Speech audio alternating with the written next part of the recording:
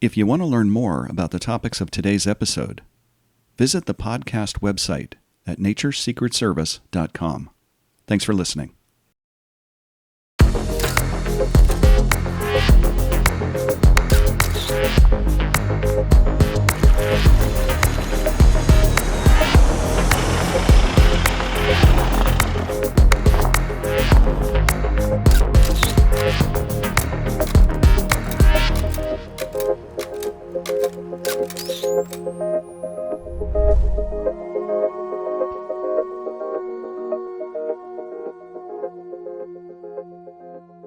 Okay, people, listen up. Here we go. This is Nature's Secret Service, the podcast that puts you in the room with the men and women of wildlife law enforcement. I'm your host, Ed Newcomer, and today our guest is Doug McKenna, former special agent with the U.S. Fish and Wildlife Service. Doug actually got his start in public service working for the Youth Conservation Corps. I think Doug might be the first person I've ever met who I can confirm worked for the Youth Conservation Corps.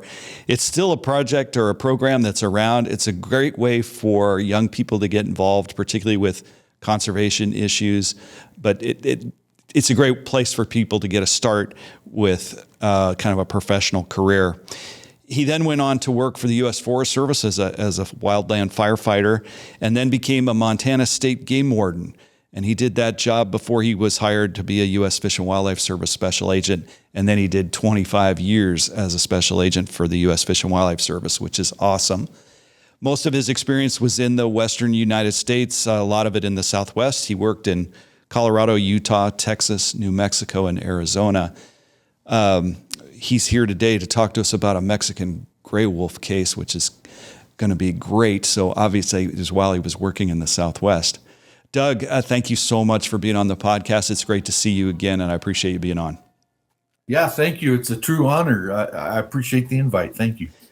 Doug, you and we never worked together in the field as agents because we were in two different regions, and we just, for whatever reasons, we crossed paths during training and stuff, but we never worked in the same region on a case together. But we did have a fantastic experience working together, more than 10 years ago now. But we both went on an assignment to Indonesia together, and that was one of the most memorable experiences of my career. I don't know if you agree that you had a good time on that trip, but I sure did. No, I did. It's something I always remember. It was the ultimate experience. It really was. And I did enjoy working with you. We were in the jungles of Sumatra and the big city of Jakarta. And I think about it often. I really enjoyed it. And I actually learned a lot. I really did over there. Yeah, so did I. And I am the same. I reminisce to myself about that a lot. And I tell stories about that trip to other people quite a bit. Just so listeners know, we were over there to do kind of a survey on Indonesia's capacity to respond to wildlife trafficking. So we weren't working on a case. We just were over there talking to different members of Indonesian law enforcement. So we were all over the country, and it's a country of 17,000 islands. So obviously we didn't hit every island, but we were in Jakarta, we were in Sulawesi, we were all over. Do you remember that ranger station where we stayed? In a remote part of the jungle, we stayed with some rangers for a night or two. Do you remember that? I do remember that. I think they were protecting the Sumatra rhino, especially from the people from Vietnam. Remember, they were coming over to poach them and take their horns, and we stayed in the jungles with them. And I remember that, sleeping on a reed mat in a little, I wouldn't even call it a cabin. No, you could see moonlight through the side of the cabin. Yeah, exactly. I don't know if you remember this part, but I remember that, laying on those grass mats, totally dark, and you could hear the sound of insects in the jungle. And all of a sudden, just kind of the time you and I were talking, but then we kind of got quiet, ready to go to sleep. And a giant freaking beetle flew through the room, and it sounded like an Apache attack helicopter going through the room. I do remember that, yes. All I remember is there was this moment of silence. This thing buzzed through the room. There was this moment of silence because it landed somewhere. And you said, it was just quiet, and you just said, "What was that?" And we just both burst out laughing. But I remember thinking the whole night, where is this thing going to land? No, that's true. And a lot of things in that jungle, of course, could eat you. And I just remember the huge bloodsuckers and everything else that were there. Oh, yeah. Leeches and whatnot. What an experience. Yes. Uh-huh. Very different than the environs you were used to working in the southwestern United States. That's for sure. Sure. Absolutely. So, okay. One of the fondest memories I have from my career as a service special agent was sleeping in a a shack that was about to fall down and being worried about giant beetles flying through the air. Anyway, we're talking with you today, Doug, about Mexican gray wolves. That's kind of where we are in our season 3 about wolves. And just so listeners refresh their memory, Mexican gray wolves were reintroduced to Arizona in the spring of 1998. Where were you stationed in the spring of 1998? Well, let's see. In 1998, I was stationed in a substation of El Paso, which was Santa Teresa, New Mexico. Okay. And that was a brand new customs facility. It was an expansion of border facilities that went into New Mexico. So in essence, I was still under the El Paso office, but I was kind of building a new program over there in the New Mexico border country, right? So you were pretty far south. Yeah, I was. At that time, I think there was an agent and a supervisor in Albuquerque, and I think that was it. I want to say there was probably 2, maybe 3 agents in New Mexico, 2 or 3 agents over in Arizona. So there wasn't a lot of us. So one of the big things that happened in 1998, of course, we assumed the responsibility of the enforcement of any mortality or wolf mortality right. that would occur either in Arizona or New Mexico, right? Right. Yeah, with the reintroduction, yeah. Right. So, but so my listeners have a sense on what does an agent do in that duty station? You're down there near the border, so typically you're not working wolf cases. What would you normally be working on down in a station like that? Some of the huge things that we did that we got involved in was parrot smuggling from Mexico and Latin America and South America. And the reason why it was so important is because a lot of them carried Newcastle's disease. Right. So it was a huge priority with the Fish and Wildlife Service because any outbreak of that would decimate the poultry industry in the United States. And so a lot of our time was spent either doing undercover work in that regard or investigations on the smuggling of parrots, which happened quite a bit, right?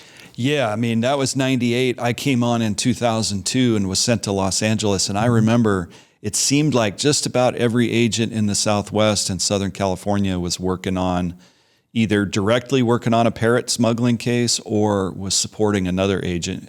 I came on as a brand new person, and Sure. The first thing I was assigned to do was support other agents who were working parrot smuggling cases. Right, and actually, a lot of with illegal sales of migratory birds down in that portion of the country was a big deal too.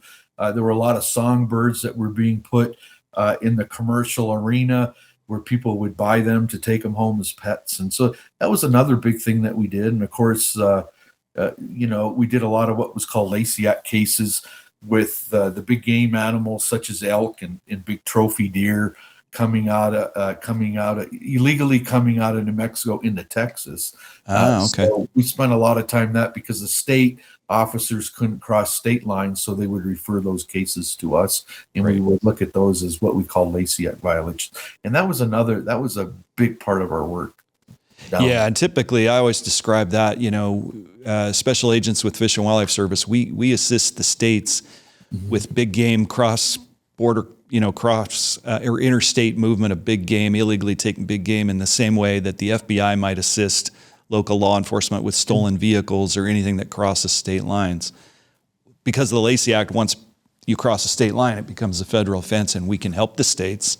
Because we have that jurisdiction, and they absolutely. don't. And another big priority was contaminant investigations at that time. And with the potash industry and the silver and gold mines, there was a lot of take of migratory birds that were flying through that would get, in essence, poisoned or die from contaminants. And we did a lot of work in that regard with a lot of major copper companies and potash companies and such. Yeah. Mm-hmm. Oh my gosh. Doug, the potash issue makes me sigh, because I think that is definitely something we should get into in season 4, maybe, of this podcast, with at least one episode. But it's heartbreaking. The whole, what happens to migratory birds when they land on these catch ponds at potash mining facilities is, it'll break your heart when you see the dead birds, encased in salts, and it's awful. No, absolutely. And to see kind of how they die, in some of the pH levels on some of the silver and gold mines and things like that. Yeah. They land on water and they can't even, they're burned before they can even take off. Yeah. Right. So that's one that really has always bothered me as an agent, because they're hard cases to make against those companies. But, so basically you're down closer to the border, you're working on cross-border smuggling, trafficking stuff. How far away from the wolf release areas are you?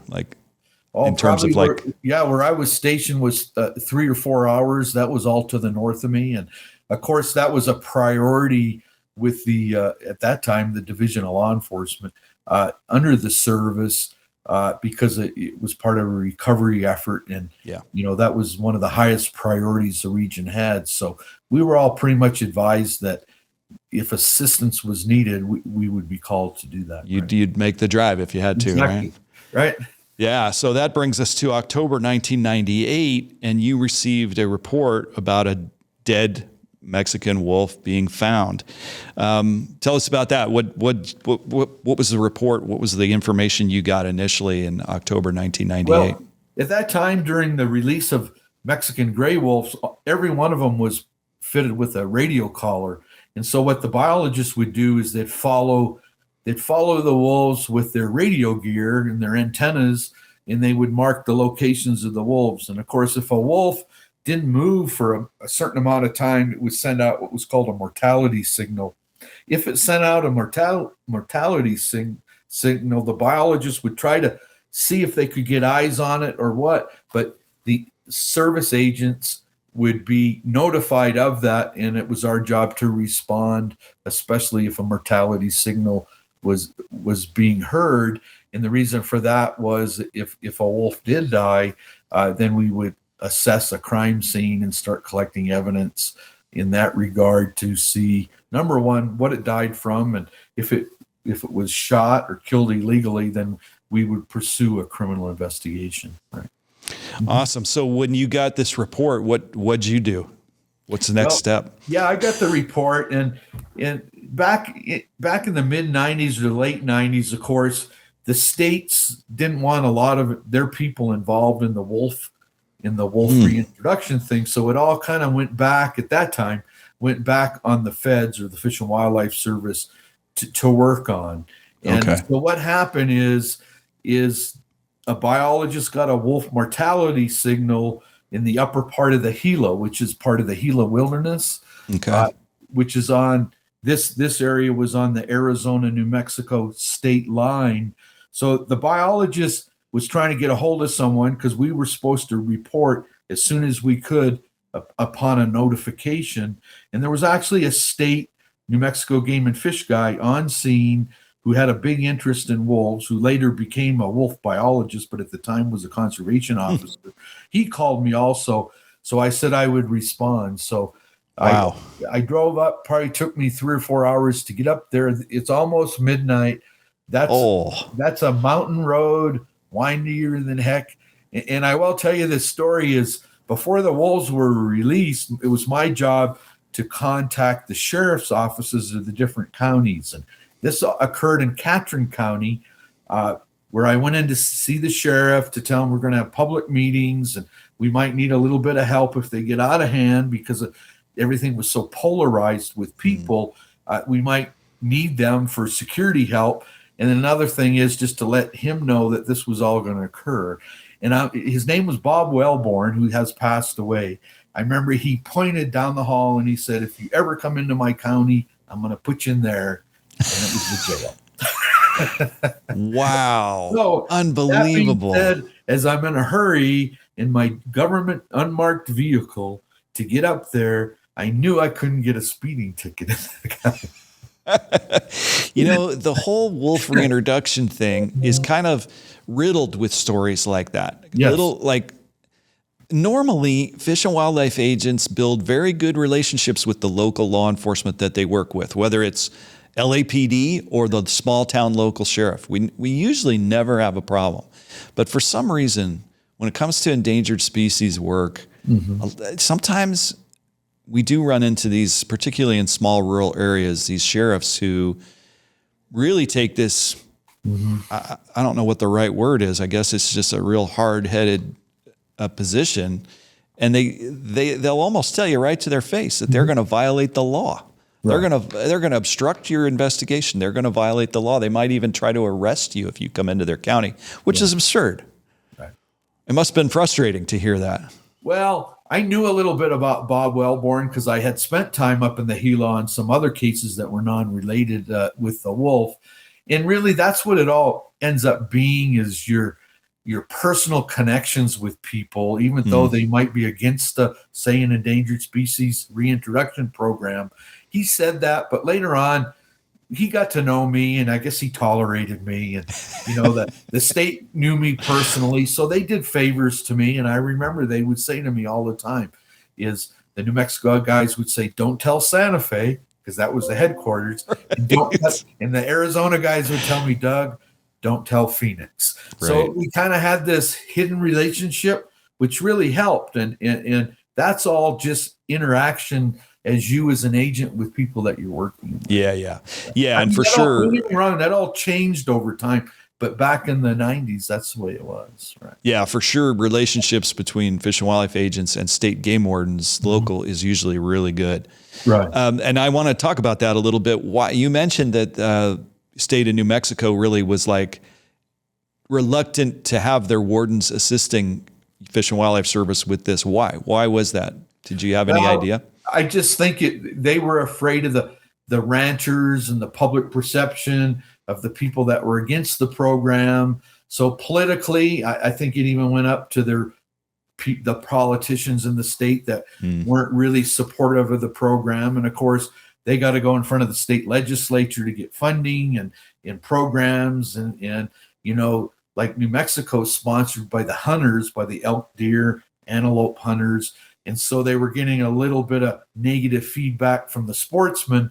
So I think it at that time put them in a pretty difficult position. So it sounds like the local wardens were like, we're going to work with them anyway. We're just not going to talk about it. I will tell you this, is a local warden who was a friend of mine used to tell me, a poacher's a poacher. Yeah. Whether they're taking elk or deer, Doug, or antelope or birds, taking wolves, a poacher's a poacher. Poacher's a poacher. Exactly. Yeah. Right. If they'll shoot at one thing illegally, they'll probably shoot at anything else illegally. Which ended up being true, but we can talk about that. Yeah. It is true. Yeah, it often is true. Okay. So you mentioned you got up there late because it's a long hour drive. I mean, it was like midnight before you got up there. Yeah, it was midnight. And I remember I pulled up, and of course, the banter that you have with your fellow law enforcement or biologists is, how come it took you so long?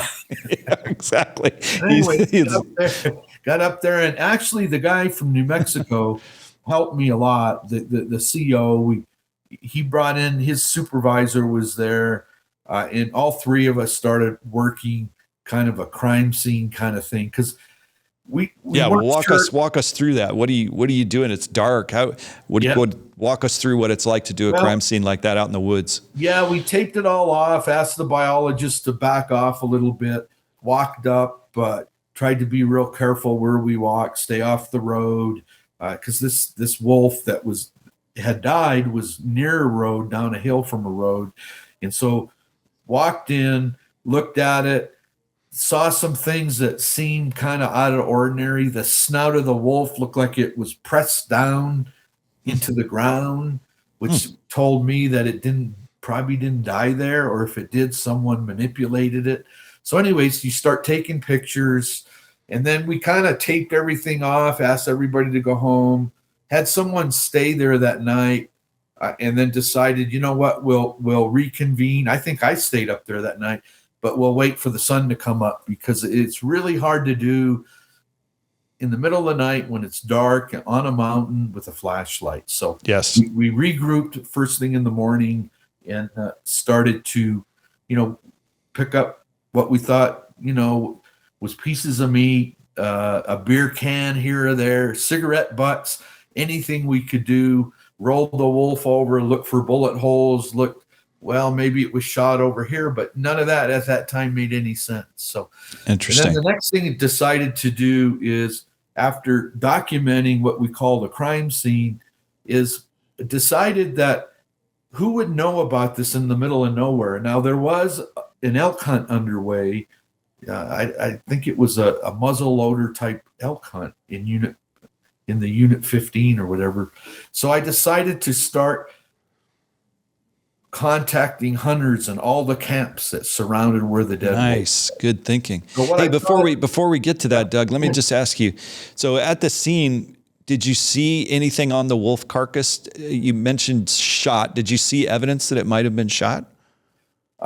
It looked to me like there was a hole in it. Right. Uh-huh. Okay. So I assume it was a small hole, which at that time we were kind of learning that a lot of the Mexican gray wolves were being shot with 17 caliber rifles, which is a smaller caliber, a little up from a 22. And I really kind of assumed that it had been shot with that. Interesting. So we bagged the wolf up. I made arrangements to get it to Albuquerque because the first thing I needed was to get it to the forensics lab in Ashland, Oregon, so that an examiner could tell me really how it died, because that, of course, as you know, would set up which direction you're going to go in the investigation. Because there were wolves that we had picked up that weren't shot, that died by different causes, natural causes, or fighting with a mountain lion or right. Or other wolves will kill wolves too. But it looked to me like it had been probably transported to that location, and it was shot with, I thought, maybe a 17 caliber. So after it was we put them in body bags. After it was put in a body bag, and we do that so that if there's anything in the fur that comes out during transport, it's caught in the bag. So what we call as evidence. So after doing all that, we started contacting camps. And if you know anything about elk hunting camps, during the day, there's not a lot of people there. Right. All your contacts are done at night.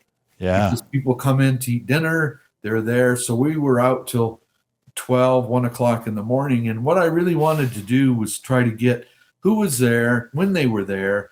And I wanted a database so that how things would go later on, at least I could go back. You know what I mean?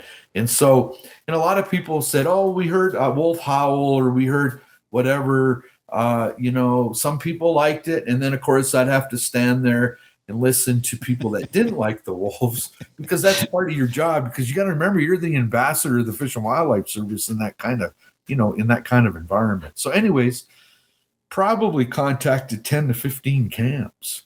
Wow. Yeah, that's good. That was good thinking, Doug. That was a good strategy. But ended up staying there for a week doing nothing but that.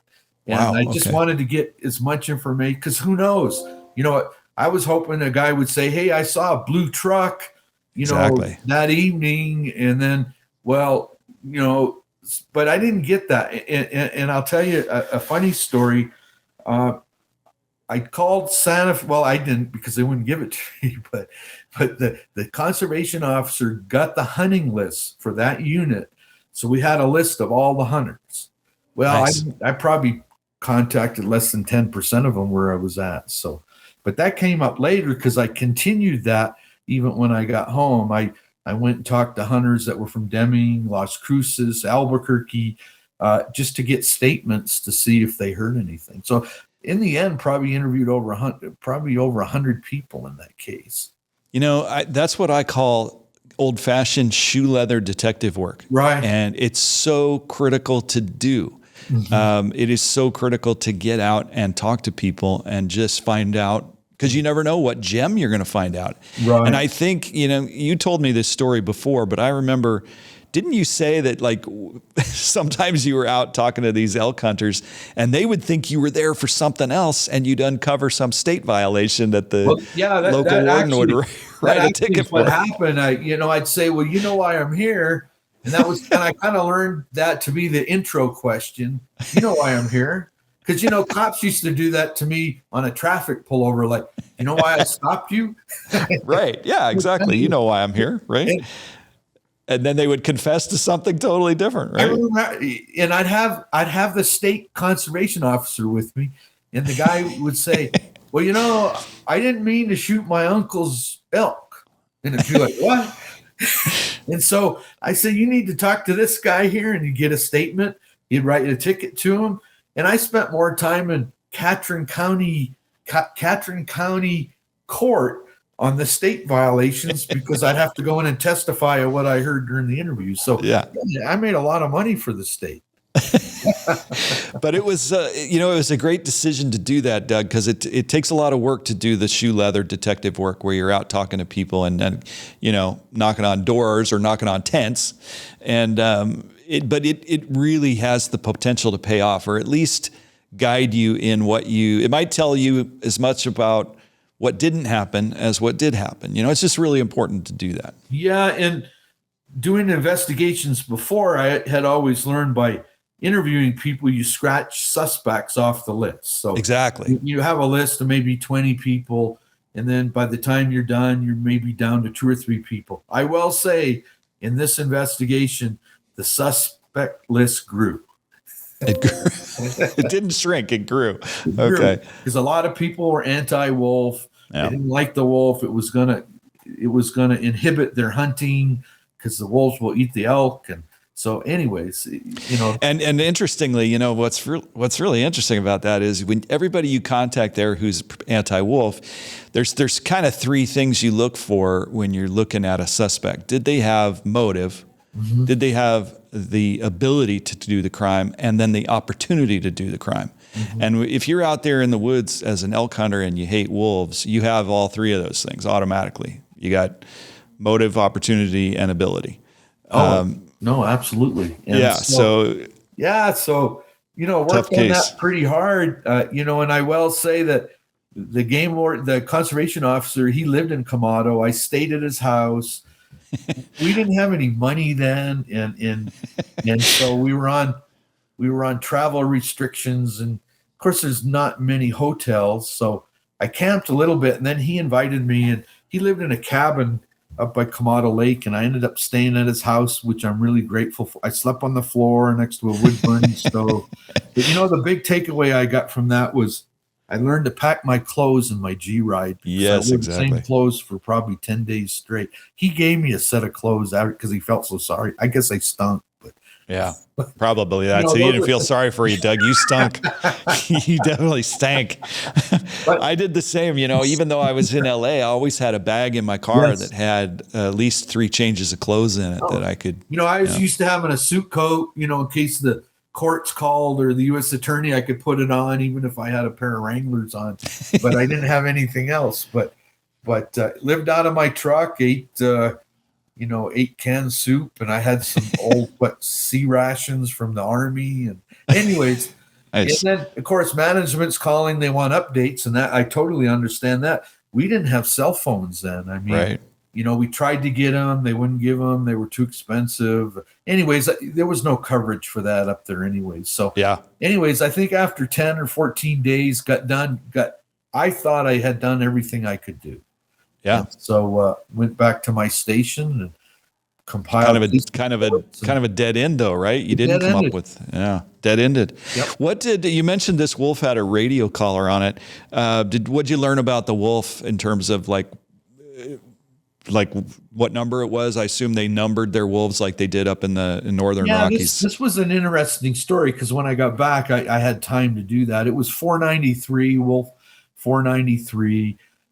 It was brought in. It was a lot of people don't understand that the Mexican gray wolves at the beginning weren't wild. They came from zoos, animal parks, and this came from some Wolf Haven in Washington. So when it was a pup, it came in that way. So it was learning to live in the wild. It really was. Got it. Then with that, met with the biologists, tried to look at their records to see, because they do write down where they're getting the rate. And that wolf was coming from the Escadilla Mountain, which is on the Arizona side. And I'll tell you an interesting thing about that is Escadilla Mountain is famous because that's the famous Aldo Leopold story, that when he shot a wolf, he saw the green in its eyes, and he said he'll never shoot another wolf. And it kind of changed his philosophy on wolf management. And I always thought that was what a connection. That's the kind of the last place that wolf, and then they were getting mortality signals, and there was some periods of time they didn't get anything. Huh. And as the story progressed, we know why now, but at that time we didn't. Right. Yeah. Okay. Yeah. I love that Leopold connection because in previous episodes in this season, we've talked a little bit about Aldo Leopold. It was 1909 that he actually, he was a ranger there in the Apache National Forest.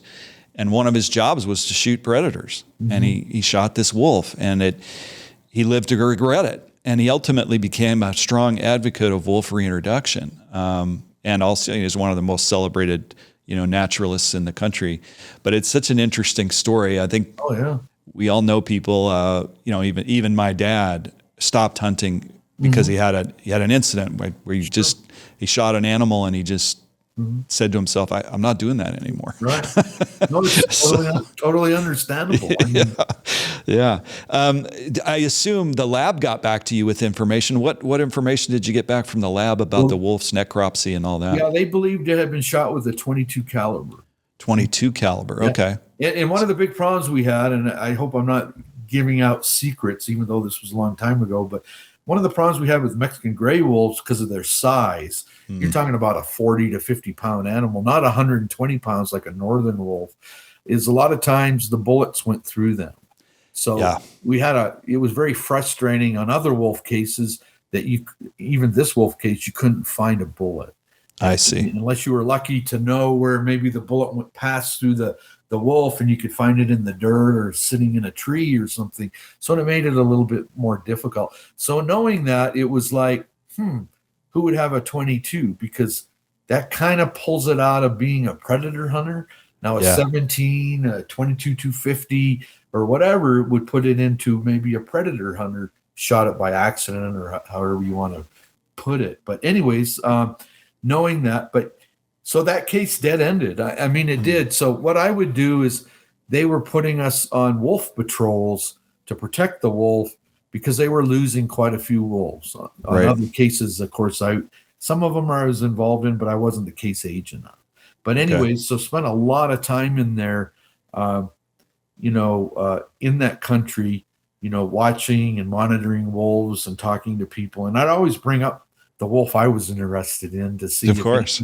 Because at that time we called it it was found on Jim Smith Peak, so it was called the Jim Smith Peak wolf, and it had made the paper on several occasions.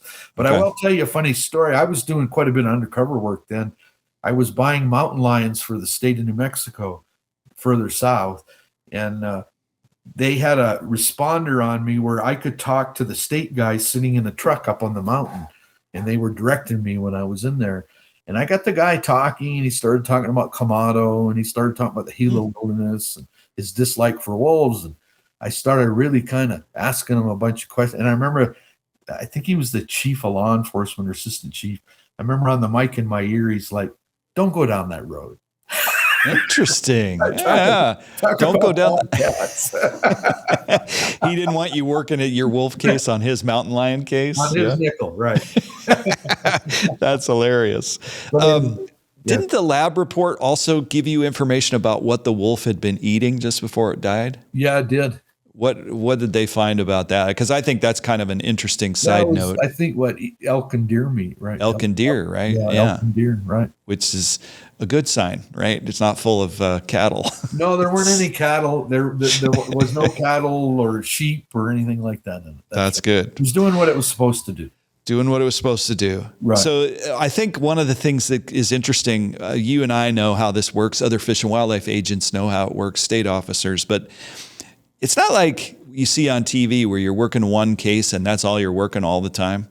No. Fish and wildlife agents, we don't have that luxury. We're working on multiple cases at one time, sometimes too many cases at one time. And so when you run into a dead end like this, you go back to your duty station on the border, you go back to doing what you're usually doing, right? You probably had 5, 6, maybe more other open cases that you start to work on because the wolf case was at a dead end, right? No, absolutely. I mean, I think I had sea turtle boots, sea turtle products. I think, I mean, I was in an office probably no bigger than a closet. And actually I could work my printer, my computer, get in the file cabinet, get my cup of coffee, and never leave my chair. That's how small it was. So that office was jam-packed of all kinds of stuff. So I could picture it. I was lucky. I was in a big field office, but Right. So you're working on a lot of different things, but as you said just a second ago, this case never kind of left your mind, right? No. Like as you worked on other things, you always thought, is there a way to come back to this case? And as happens a lot of times in our job, if you don't completely abandon something, eventually something clicks. And at some point, you got a lead about this case that sounded interesting. When did you get that lead? Like, what was the lead and when did you get it? Because it was about 2 years later. And 2 years. 2 years later, I was in the markets in El Paso, working the flea markets, working parrots. Yeah. And there were a couple people in there that I had worked undercover, bought parrots. They actually went to jail, but they were out and they were back being vendors. And so I had to be a little careful because they knew who I was. So I was videoing them from a location where they couldn't see me because they were back to doing the same thing because the profit was so good. Right. So I remember I went around the corner and one of the bad guys who was from El Paso in broken English says, "Dog." He found me and busted me. But anyways, so I was wrapping up, putting stuff in my truck in the parking lot, and I got a call from Curtis Graves because in the meanwhile, there were so many wolves that were disappearing. And you got to remember that a couple of things were happening is the congressional delegations in Washington, D.C. were in the nonprofit groups were putting so much pressure on them. They wanted stuff to be done. They wanted wolf investigations to be done, completed, and they wanted people prosecuted. Right. And so there was a lot of heat in the headquarters in the Albuquerque SAC office or the regional office. So we were under a lot of heat to make cases. With that being said, is a supervisor at the time had developed this scan letter that was being sent out to hunters where they would answer it. And that supervisor thought that she could look at the letter and see who was lying and make cases that way. This is a true story. And they wanted me on this case to do that. Oh, boy. And being old school, as you say, I refused to, even though I didn't tell them that, but I dragged my feet. Yeah. And she would call me every month and, "Where are you with? How come I'm not getting scan letter?" "Oh, I'm working on it. And then one night at my house at about 10 o'clock at night, a supervisor from DC called me and said, "Where are you at on those scan letters?" And I'm like, "Oh no, I'm getting heat on this from DC now." And he's like, "Don't send any." Nice. And I was like, "Why?" And he said he was just in a congressional committee meeting that was brought up. And there was so much, the sportsmen in New Mexico were complaining so bad, the Fish and Wildlife Service said they will never send any more of those letters out. So a scan letter, I assume that's kind of like spam, right? It's just like you're just blasting this same letter off to all the hunters you know of in that. Yeah. Did you hunt? Did you see? Yeah. I mean, I don't even remember a lot of it because I wasn't interested. I didn't believe in it because I always believed that you need to go and talk to people in person because, as you know, as an investigator, there's signs that you see when you talk to people, right, how they react or whatever. But anyways, that was a huge deal. Thank God I didn't send it on this case because it really would have gone in the way later on. Right. Interesting. You mentioned Curtis Graves. Curtis Graves was a special agent with the U.S. Fish and Wildlife Service.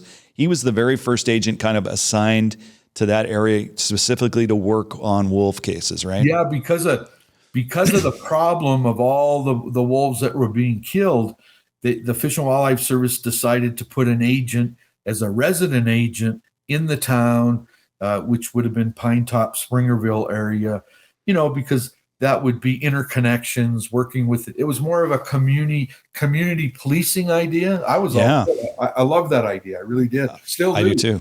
Yeah, I do too.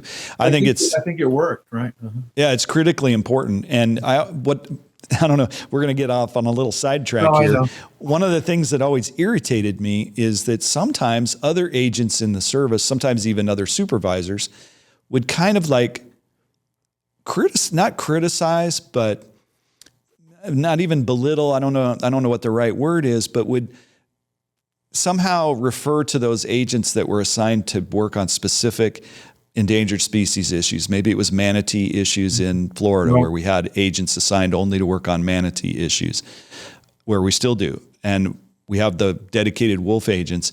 I'd hear people say, well, they're not working GS13 level cases like the agents in LA or New York. And I'm like, that's bullshit. They're working on a very high priority species. They're dedicating their time to do those cases, which are really freaking hard cases to make. I never did a crime scene on a big animal in Los Angeles. Sure. These guys are out in the field doing crime scenes at midnight like you were. I was like, let's stop the bullshit and let's just pay our agents all the same that are doing field agent work. Yeah, and they're bringing their families into these smaller towns. Everybody, you can't be hidden. Everybody knows what to do and who you do and who your kids are and what your wife does. And so there's a lot more, I think, of a commitment that some people don't understand. Yeah, and if you want the agents to do it right and put their heart and soul into it, you better treat them like you think they're important. Right. Exactly. And Curtis is like he was one of my all-time favorite agents to work with. I never got a chance to work with him that much, but he came to LA a few times when he was in special operations. Sure. And I loved working with Curtis. Yeah. Just a great guy. Yeah. He called me and said he had heard a rumor that some guy had killed a wolf and he thought it was part of my wolf case. Awesome. And if I could come up and do an interview. And that all occurred while I was at the flea market. So I ran home. Of course, got a bunch of clothes. Of course, I learned that lesson. Got you learned your lesson. I drove the 3 or 4 hours. I met Curtis. He gave me some of the information. It wasn't a lot, but it was a little bit of information. What I had learned over the years of being a game warden and an agent is sometimes the smallest information you get makes the biggest cases. Totally. And sometimes the biggest information you get doesn't work out. But anyways, what was the tip? What's the tip that came in? The tip was that there was a guy in town that told somebody that he'd been a part of the killing of a wolf, had been interviewed before by an agent. They told him it was a dog, and that was it. And so I met with Curtis, got the two names of two individuals, and he said, well, what do you want to do? And I said, well, let's go interview him. Let's go re-interview him. 100%. Yeah. He said, well, they were interviewed a couple of years ago, and nothing happened. I said, well, let's go try it again. So that's absolutely how it all happened, right? Uh-huh. Nice. Again, great detective work, right? There's nothing wrong with re-interviewing somebody that you've already talked to or somebody else has talked to. Right. So, okay. So you go re-interview this subject. What'd you learn? Well, interviewed a subject. Of course, he told us that he was interviewed before by an agent, said it was a dog, kept with that story. So I thought, okay. So I asked the guy, I said, why don't you take me to the site where you killed the dog? Nice. Good idea. He's like, you want to know where I killed a dog? I said, yeah, take me up there. Guess where he took me? He took me to Escadilla Mountain, to a little trailer park at the base of Escadilla Mountain. And I said, tell me what happened. He said, the dog was over here. And I remember Curtis looking at me like, why are we doing this about a dog? But wait, I want to clarify something. Escondido Mountain, is where this 493 started out. It's not where the body was found, right? But I knew there was a wolf there. Yes. And timelines were starting to match up. So okay. I knew there was more to this story than what he was telling me. So spending a couple hours with him, nice. He was a nice kid. I liked him a lot. He was a good kid. Had some hardships in his life, but I liked the kid. He's a local small town kid, didn't have a lot of opportunities, but I liked him. So we go back to town. I'm taking him back to his apartment. And I said, this is what I said to him. I said, your story doesn't match up, but my job's to fit stuff in a puzzle, done it 100 times. and your story doesn't match up. I think there's a lot more that you would like to tell me and get it off your chest. So he looked at me, closed the door, and said, let's go to the rodeo grounds. So we went to the rodeo grounds in Springville, which nobody was there, and pulled up, and he told me the whole story. He told me the story how him and another guy who was his cousin were at the trailer at Escadilla Mountain subdivision. There was a rancher that drove by with a horse trailer, told him there was a wolf in the subdivision. They were cutting firewood. The guy he was with said, let's get rid of these wolves. Went in, got a SKS rifle and a 22. They saw the wolf at the fence line. They shot it. They ran over to it. They killed it. And this was broad day, in the middle of the day. They got really nervous on what to do. They left it there, and that night they loaded a bunch of firewood in the back of their truck, put the wolf in the middle of the firewood, and drove it to New Mexico. And they drove it across the state line in a back road. They never hit the highway. Went up to Jim Smith Peak, dumped it out, and they did push its nose into the ground because of their hatred to the wolves. And I was like, wow. So in those days, it's kind of a hidden art. And I will say this, got it all in a written affidavit. Because you had him write it out. Beautiful. In a written affidavit. He signed it. I had it. So the other guy, the main shooter, kind of the organizer of it, was in the Holbrook power plant. They were shut down. He was scraping the sulfuric acid out of the big towers. What was his name? His name was James Rogers. Hey, before we get to this, so now you're going to go interview James Rogers, who's like your prime suspect, right? Yes. I want to point something out for listeners. You mentioned that, you keyed in on the importance of things like the nose pushed down and the route, this wolf was shot in Escadino and ends up over in New Mexico, which matched the radio collar data. The important thing to remember here is when people sometimes think about confessions. We know this, but a lot of people kind of forget, or maybe they just don't know. A confession by itself is not enough to convict somebody. Absolutely. You have to have corroborating evidence. Right. And so when you were out at that crime scene and you were smart enough to note fine details such as the nose was pushed into the dirt and that seemed unusual, that became actually very, very important later because that corroborates his confession. Correct. Right. Because who else would know that fact, right? Right. So that was a very, what I love about this case that you did, Doug, is from beginning to end, it was very smartly done. It was very intelligently handled. Right. You document these small things that might not even turn out to be important, but maybe they are. Right. And that you noticed that nose pushed in the dirt was unusual. You documented it. 2 years later, this guy confesses, and part of his confession is we pushed the nose into the dirt. That is corroborating evidence of the confession. Now you can use the confession to convict him. Right. Beautiful work. Beautiful work. Thank you. I appreciate that. It's good detective work, man. I thought I was just lucky. Well, there's always luck in good detective work. There's always luck, 100%. We all know that. So, Doug, we'll just whisper that part. There's a lot of luck in detective work. Okay, you said the quiet part out loud, Doug. Okay. So now we're going to go interview James Rogers. You go to this plant where he's working with his hard hat. It's the power plant in Holbrook, Arizona, which is closed because they're working on it closes. But I remember I went to the gate and the guy, I had long hair there and a big bushy beard and a big green coat. And he's like, "What are you, a bounty hunter?" I still laughing. I said, "Well, kind of." And then I said, "No, I'm here to interview a guy about a wolf." And I never forget the security guy says, "Who gives a damn about a wolf?" But I'll go get him. Boy. So anyways, they let me use the security trailer. He came down and he denied it, of course. Denied it quite a bit. And then I did show him the affidavit that his co-conspirator or his partner had written. Still denied it. Still denied it. Still denied it. And so we talked a little bit more. I was about ready to leave. And I said at that time, and I know you probably interviewed other people on this in Montana, but there was the McKittrick decision, or the McKittrick thing was going on. And at that time, they were putting his face on T-shirts and posters. He was kind of the poster boy of anti-wolf in Montana. I told him that. I said, they've even written a book on this guy. He's written a book about how he hates wolves. And I went through the whole thing. I'll never forget it. And the guy looked at me and he said, "Really? Is that true?" And I said, "Yeah, it is true. I'm not telling you anything that's false." And he said, "I killed a damn wolf." You've got to be kidding That's me. how it happened. I said, "Really? Tell me about it." Told me the same story the other guy told me.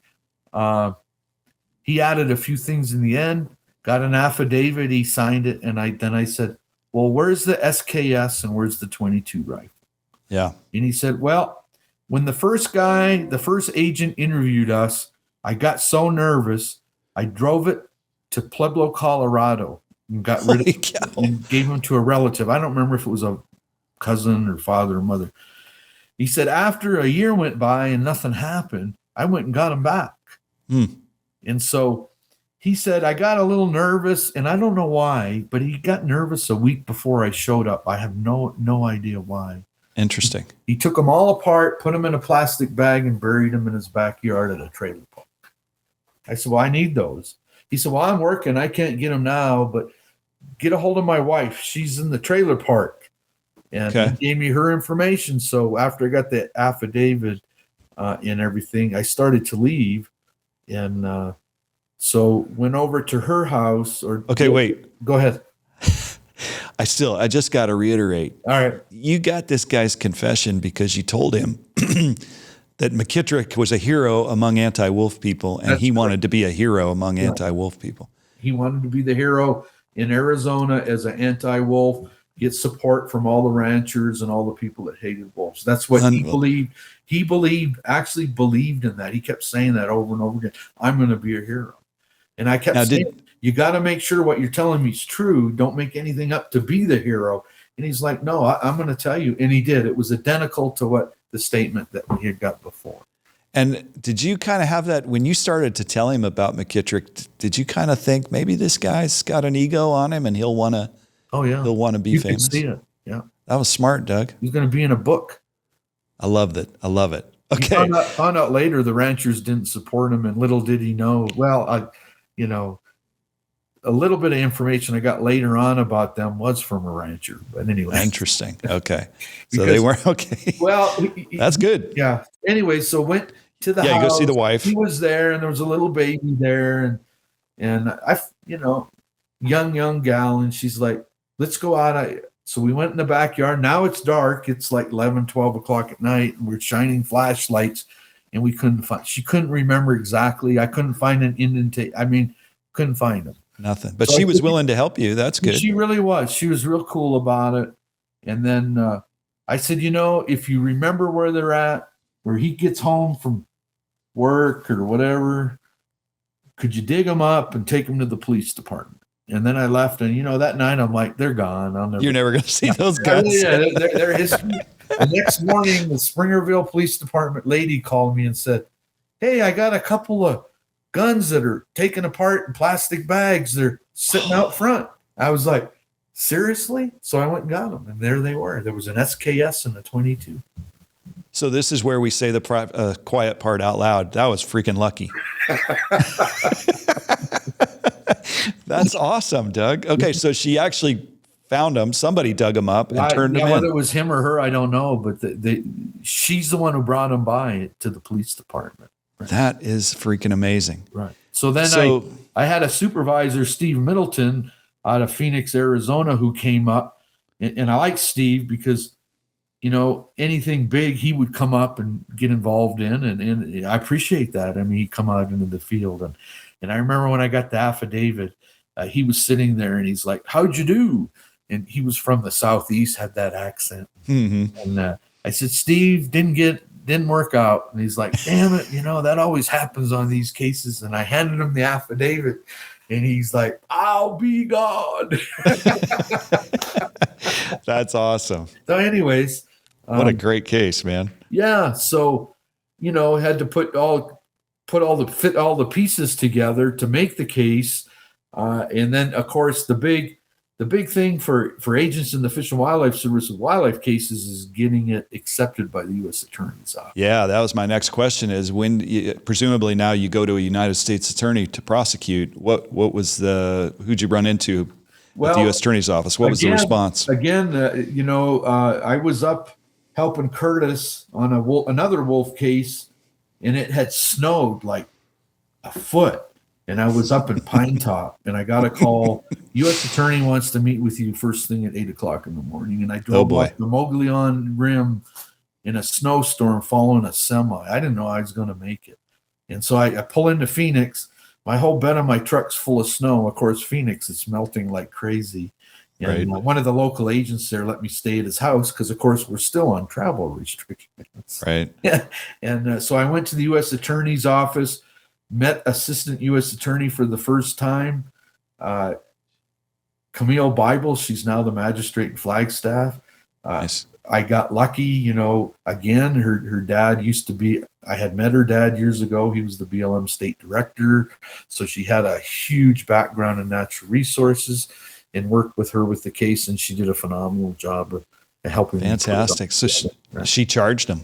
She did. And he was charged in Flagstaff in Arizona. And the magistrate at that time had grown up. His dad was the head of concessions at Grand Canyon, so he had a huge interest in natural resources. And when the defendant came, and now we got, this is unusual for wildlife cases. We got news trucks from Phoenix and reporters, and I mean, this is going to I'm not used to this in a magistrate court hearing. Exactly. So, anyways. The guy went up, pled not guilty, and whatever, and then later on he pled guilty, and in front of the judge, and he told the judge if it was to happen again, he'd still kill a wolf. He'd still. And I sat there thinking, okay, so then the judge gave him a 6-month sentence. I think 4 in prison and 6 at home confinement or whatever, and so much probation. And send them off to federal prison, which is unheard of because a lot of people don't realize, a violation of the Endangered Species Act is a misdemeanor. It's a misdemeanor. And of course, when Mexican gray wolves are special rule wolves that we call, so it makes them threatened. Yep. So the penalty for threaten is up to 6 months. Yeah.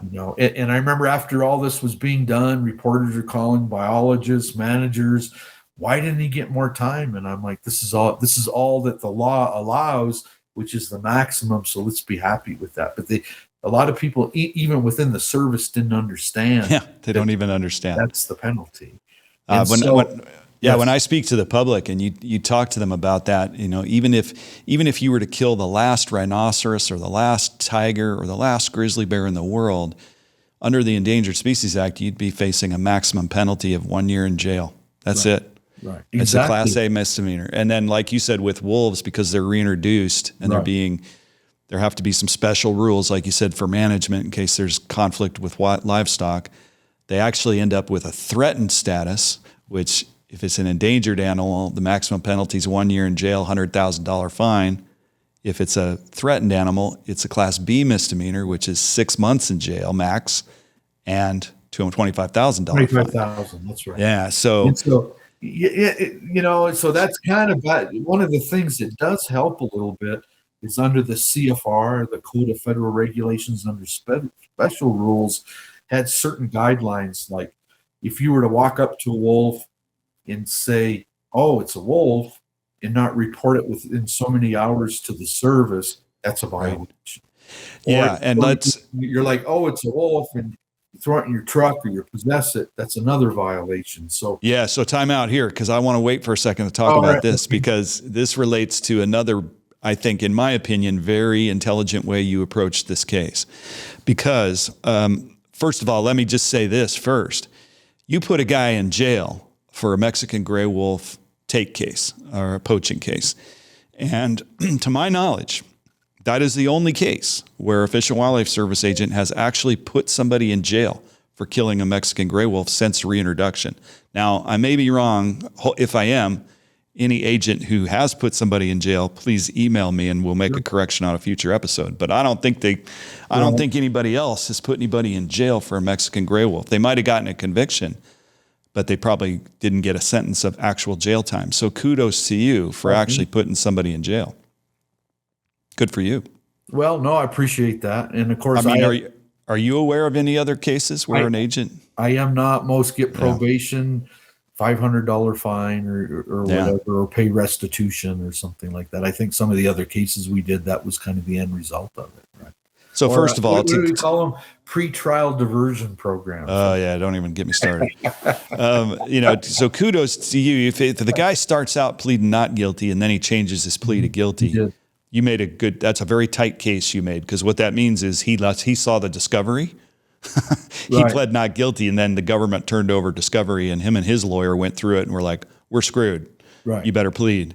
But then he was stupid enough to stand in front of a judge and say he'll do it again if he and there was no misidentification when he pulled the trigger. No. He knew it was a wolf. He was told it was a wolf. Right. Yeah, and that's the next thing I want to talk about is that this is 1998. So this is post the McKittrick case and appeals, and we now have a memo issued by the Department of Justice saying that U.S. prosecutors will no longer seek a jury instruction that says that the government does not need to prove that a defendant knew the identity of the species when they took it or killed it. Oh, wow. So in other words, what this means is when McKittrick was convicted, the jury did not have to conclude that he knew it was a wolf, only that he intentionally killed an animal. Right.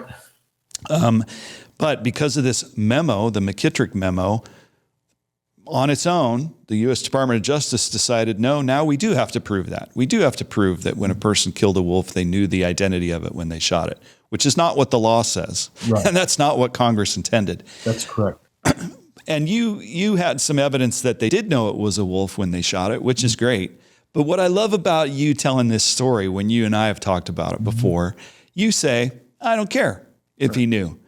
And the reason why is because under the prohibited acts in the Endangered Species Act, there's a lot of things that are prohibited aside from just killing the animal. And so tell us a little bit about that. Why weren't you concerned about the McKittrick memo interfering with your case? With the Mexican gray wolf, because of the special rules under the CFRs, the Code of Federal Regulations, there's certain things like you got to call within so much time. You got to notify the survey. And I don't remember if it was 48 hours, 72 hours. I don't remember, but it was something like that. And the other thing was possession.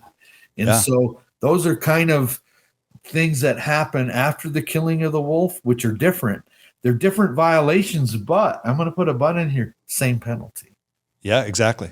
Same penalty. Whether you didn't report it within a certain amount of time is still 6 months or $25,000 under the special rules. So, and possessing it, when they killed it over in Escondido and they picked it up and put it in their pickup truck, they're in possession now of a wolf that was illegally killed. Beautiful. Right. So you don't care about McKittrick? No, I didn't. Because once they walk up and they're like, hey, that's a wolf. About McKittrick to the U.S. Attorney's Office because, of course, that's on their radar.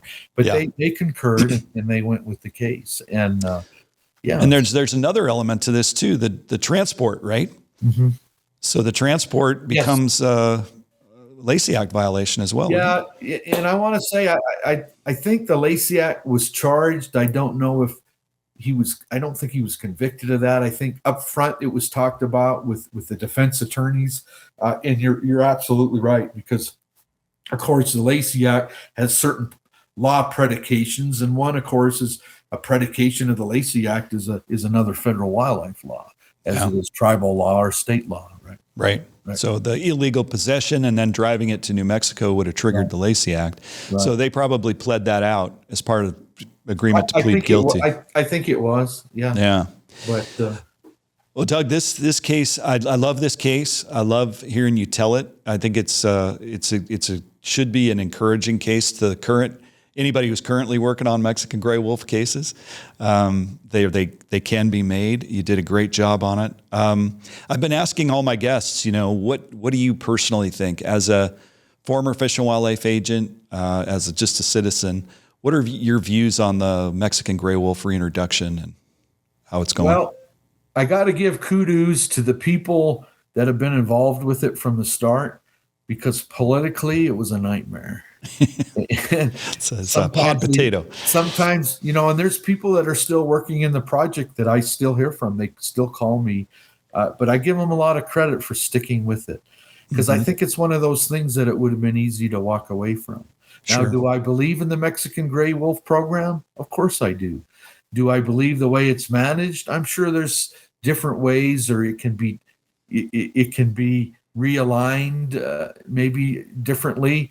But, and you know what? I'm going to tell you this. I'm really proud that I was a part of it. Awesome. I really am. Here I am retired doing other things. And I still, I had done grizzly bear enforcement, which was a lot like this when in Montana when I was a state officer. But with the Mexican gray wolf, it, highly complex, highly challenging. And I think a lot of people that are still in that program, we got to give them a lot of credit for keeping with it. Right? Absolutely. Doug, now we're talking about grizzly bears in New Mexico. I'm like, uh-oh. Well, yeah, here I am in California, and we're starting to talk about bringing grizzly bears back to California. Are you really? Yeah. Same thing. Oh,